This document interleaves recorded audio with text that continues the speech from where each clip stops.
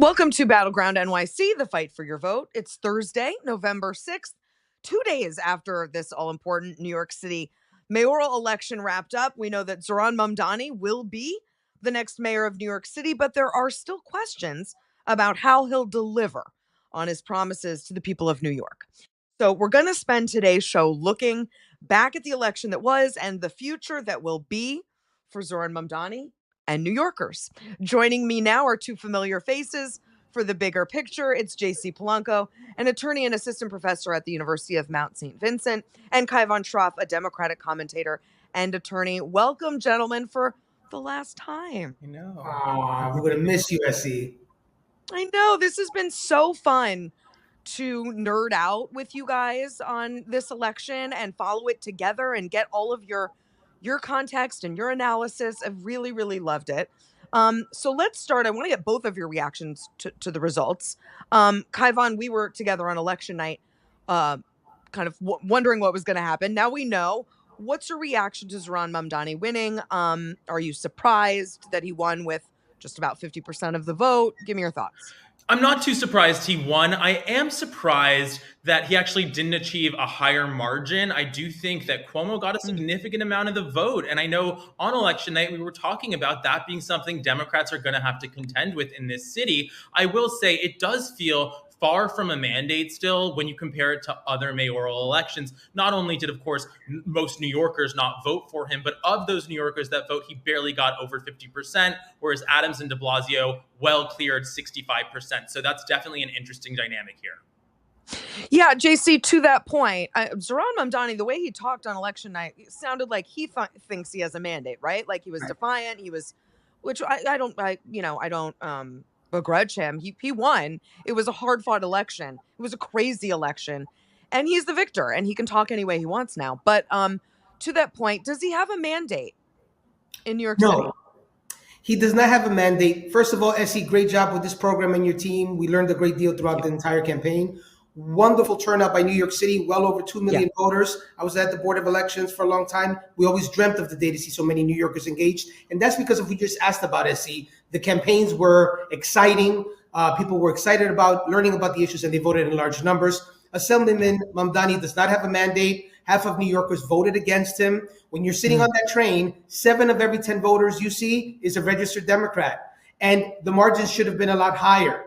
The fact that former Governor Cuomo did so well has me thinking right now, what would have happened had Curtis Lee just dropped out? This would have been totally different because it would have changed the calculus. Can I say, you're right, but can I say, or what would have happened if Cuomo had campaigned? Wait, I hear you. You're absolutely, we wouldn't even have this discussion had he campaigned, I think. But, it would have changed the calculus because for the last 3 weeks, all Curtis Lee did was beat up on Andrew Cuomo nonstop. Had he left the race and did what Eric Adams did, it would have changed the dynamic of the race. We would have had maybe a different result. Yeah, it's really interesting to think about what could have been. Cuomo doesn't strike me as a very introspective person. I don't know if he's looking back at mistakes that he made. But JC, you know him. Where does he go from here, Andrew Cuomo? I think, and this is honest, I think that he has some room here with such a high margin, as we heard a little earlier. His political career is not totally dead. But for now, former Governor Cuomo, consider a podcast, consider a show somewhere, because you have some political capital and people may tune in to watch. Who knows? That's interesting. Kaivan, what about the speeches? I mentioned Mamdani's. It was pretty defiant. Some people think he struck the wrong tone. What did you think?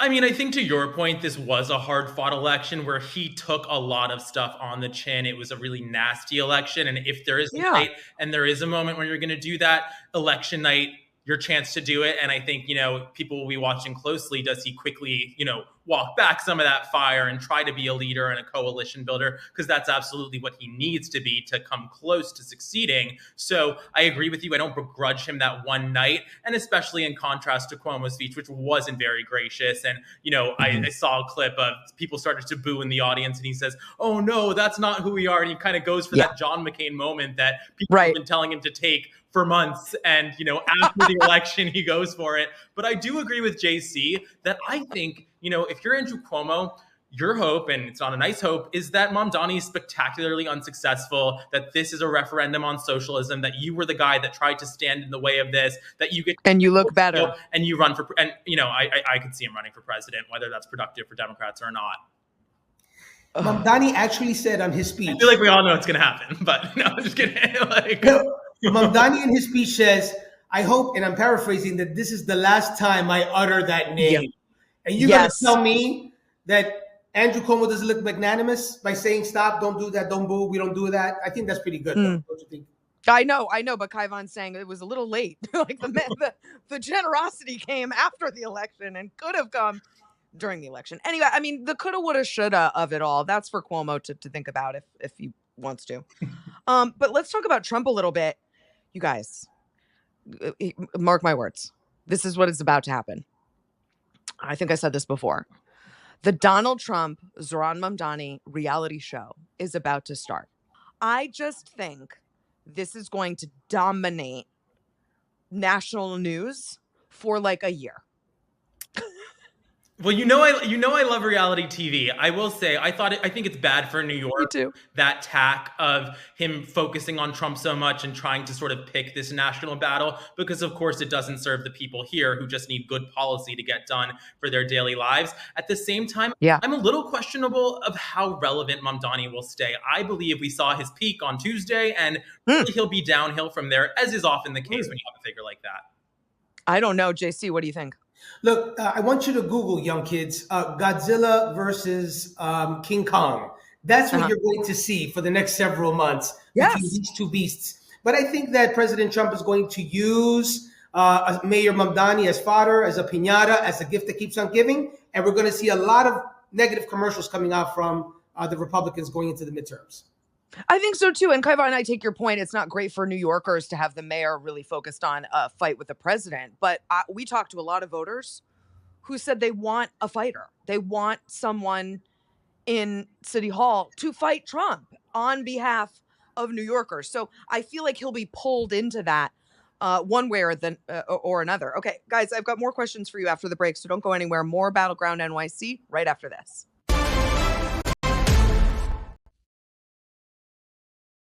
Welcome back to Battleground NYC, once again with JC Polanco and Kaivan Shroff.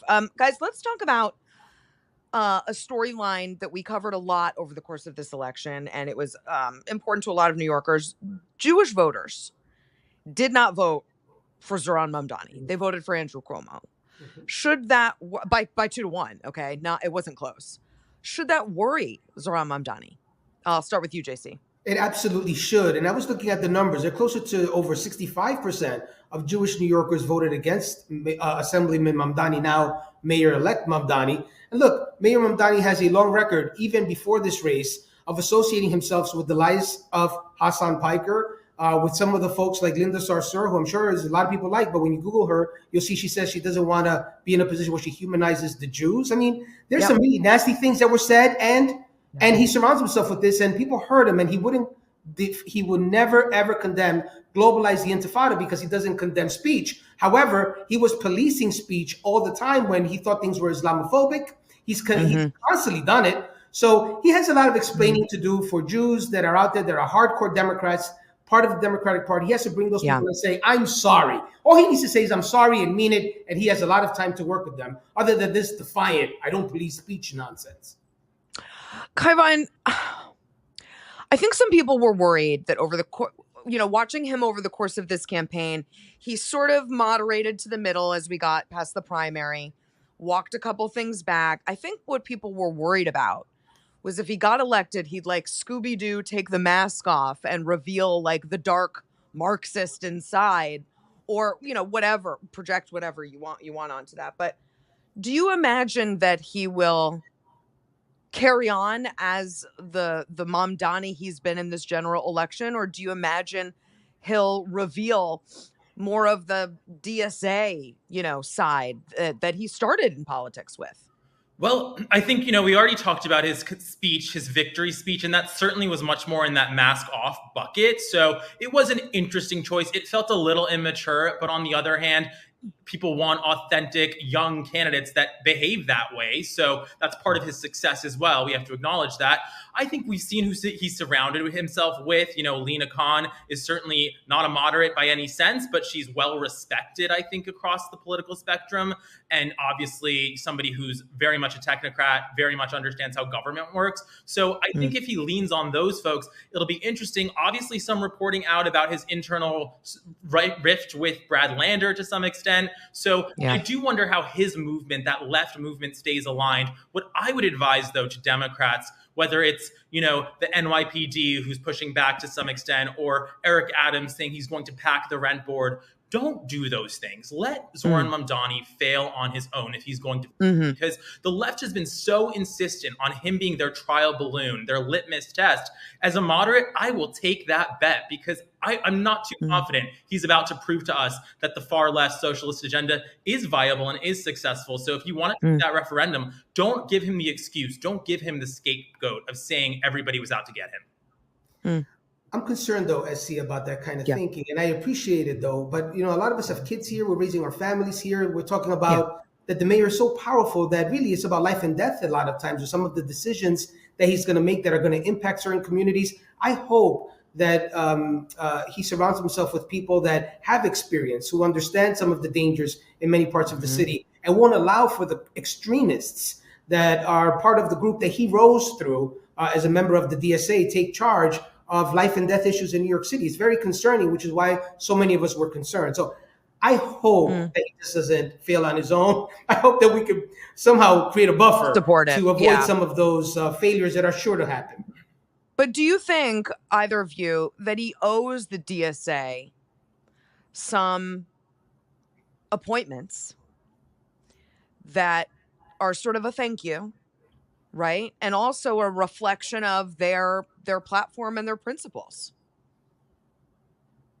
I'm going to say no, I don't think so. If anything, I think the DSA was a hindrance to him throughout this process. I think it's a very toxic organization. They've had a ton of internal fighting, lots of people leaving DSA chapters, and I think the local chapters themselves have a lot of disagreement. He's disavowed the national platform, so I think it behooves him not to do that, obviously. And it doesn't actually seem like his inner circle is too DSA, plugged in or, from that orbit, at least as of now.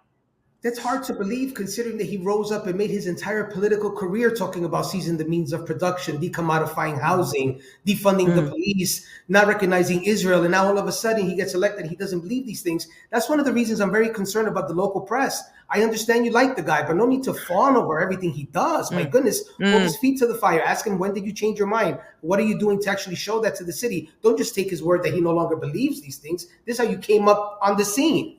Give me a break. Yeah.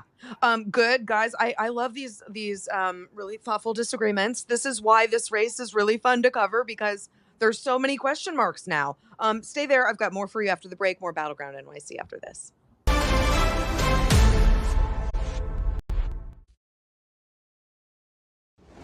Welcome back to Battleground NYC once again with JC Polanco and Kai Von Schroff. Let's talk about the other big story of this race, the police and public safety. That was very hard for Zoran Mamdani to navigate based on what he had said in the not distant past, right? Like, he's pretending tweets from 2020 were like when he was a child, like they were 5 years ago. And some of the language he used over the course of the campaign, some of the things he wants to do at NYPD. And one of the big questions people are asking is about, it's the question I got the day after the election. What is Jessica Tisch going to do? Is she going to stay on as police commissioner? For how long? What will she allow? What will she not allow? JC, get into that a little bit. Like, what happens next with the police? We have to remember that the commissioner works at the pleasure of the city mayor. So if the mayor has a position that he thinks that we are policing too much, where he believes that we should get rid of the gang database, where he doesn't want to incarcerate people because of misdemeanors, if that's what his constitution is made up inside, the commissioner has to reflect that, unless he's just changing his mind on that altogether and no longer believes these things. And then him and the commissioner are going to work absolutely fine. But she's working for right now what is a law and order, tough on crime, former NYPD captain mayor. So I don't know how that goes from that to someone who says, let's close jails. What's the purpose of any of this stuff? And I don't know how decriminalize crime, right? Yeah, I and mean, that's a misdemeanors. tough pill for a police commissioner to swallow, you'd think. Kaivan, what's your take? Well, I think it's a lot of strategy, I think, went back and forth about the NYPD over the campaign. I think he thought it was a good move to publicly say he's offered to keep Tish on, and maybe thought she wouldn't take it and that would be an easy out. In some sense, though, he's given her an incredible amount of leverage. I know I said I think election day was the peak of his popularity. She's smart. I think she's told some advisors and friends she plans to stay on if she can. And that gives her all the leverage in the world to at any point be the one that walks away and says, well, this isn't working. This guy doesn't know how to run the city. Good luck. And that'll be a scary moment for him. And that will be really something that accelerates, a decline in his control of the city. So she has a lot of power in that. And frankly, for her own political future, it's really, I think, the smart choice to stay and eventually have that disagreement or do a great job if she can under him, of course. I know New York real well. I lived through lots of things in New York when I lived there. 9/11, Sandy, blackout. He's going to face a test. It's not an if, it's a when, right? We don't want that, but he's going to be tested somehow. And I don't think it's going to take years, right? Because things happen in New York City. It's the center of the world, okay? Let's be honest. It is still the center of the world. I love saying that. Agree. Because I love New York, right? Preach. Right? But he's going to be tested. And how's that going to go, JC? Well, he's never been tested before. I mean, how to write a rap lyric, perhaps? You have. He hasn't been tested.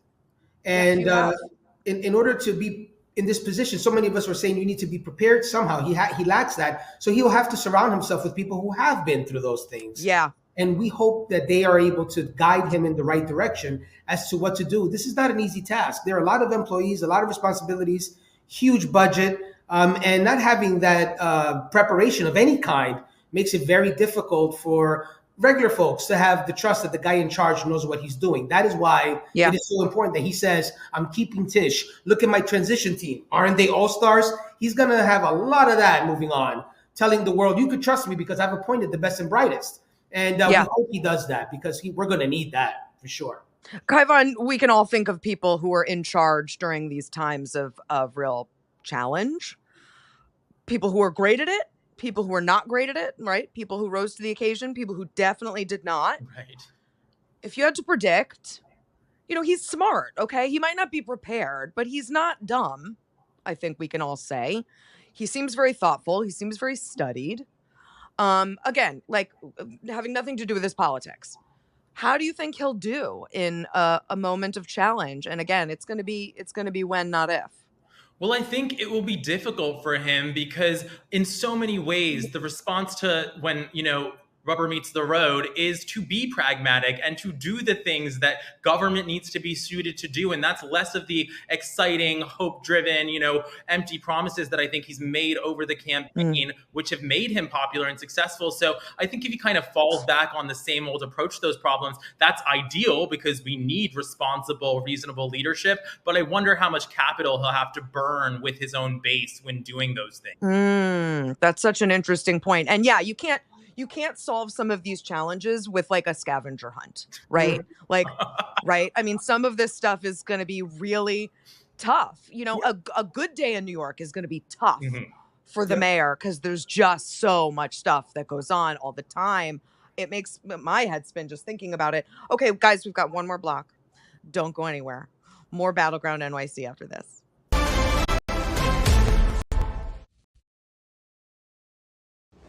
We're back with more Battleground NYC for the last time with Kaivan and JC.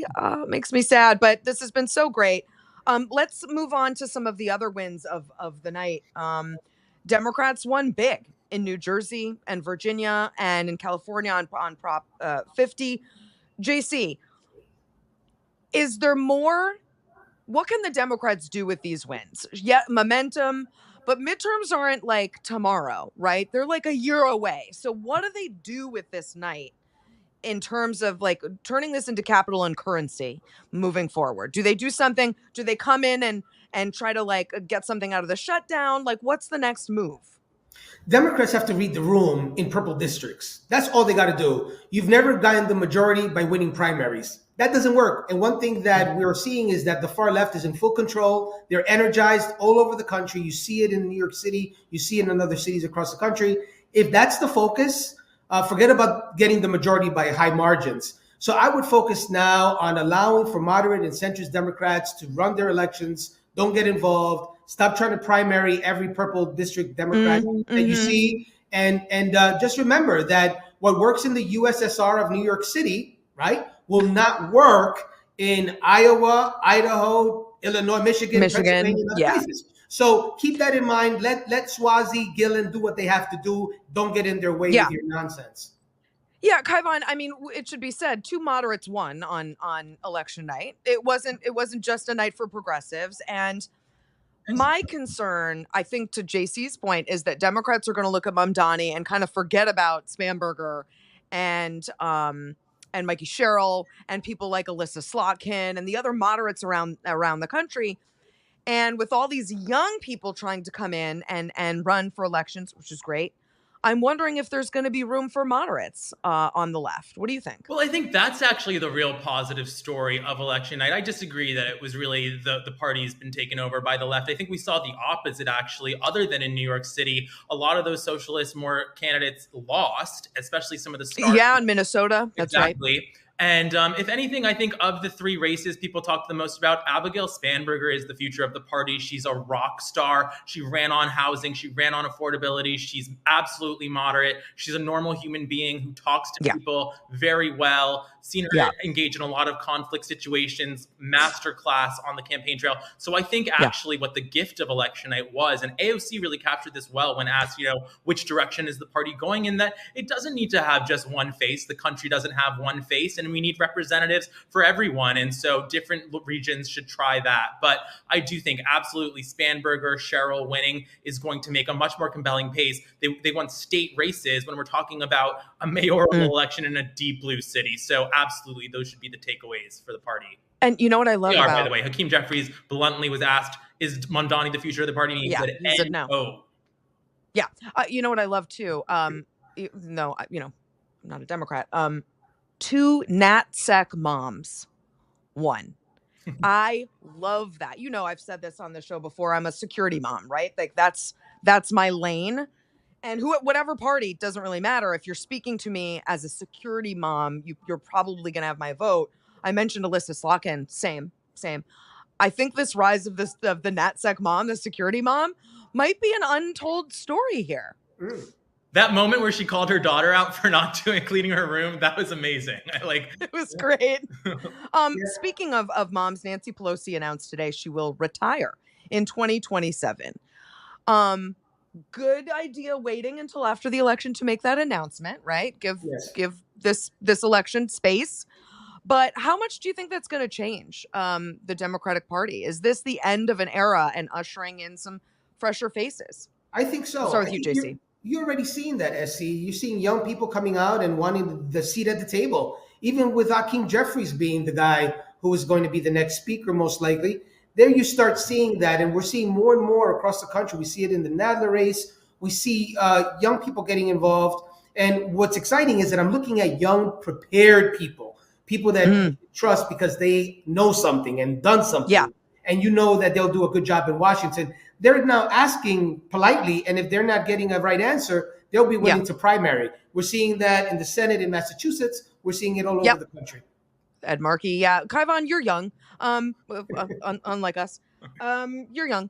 What is the future without Nancy Pelosi and the Democratic Party? Well, look, I think it feels like a huge loss. She's an icon, a legendary leader with a great history behind her. But I will say, I think she's also a great example of how silly some of the ageism that we have seen in the party is, because people have been calling on her to resign for 10 years and step down for 10 years. And if you remember the problem solvers and Seth Moulton and all of that wanted to deny her last speakership, I can't think of a single person who could have stood down Donald Trump's rise, better than Nancy Pelosi, who could have defended the Capitol, who could have led through impeachment better than Nancy Pelosi. And it's because she had that experience. So I think she makes a good case that you can be incredibly effective into your 80s. Of course, it's time for her to step back, and she's realized that time. So I think, maybe we'll see more of that from others too in the next few years. Well, we'll leave it there, and I'll say goodbye to you guys, but I hope, to see you again and cross paths. You've been such a great addition to Battleground. I really appreciate you both. Thanks for joining us on this ride. Pleasure. Thank you so much. And thanks to you. We'll see you one more time tomorrow, Friday, with another Battleground NYC. Don't miss it.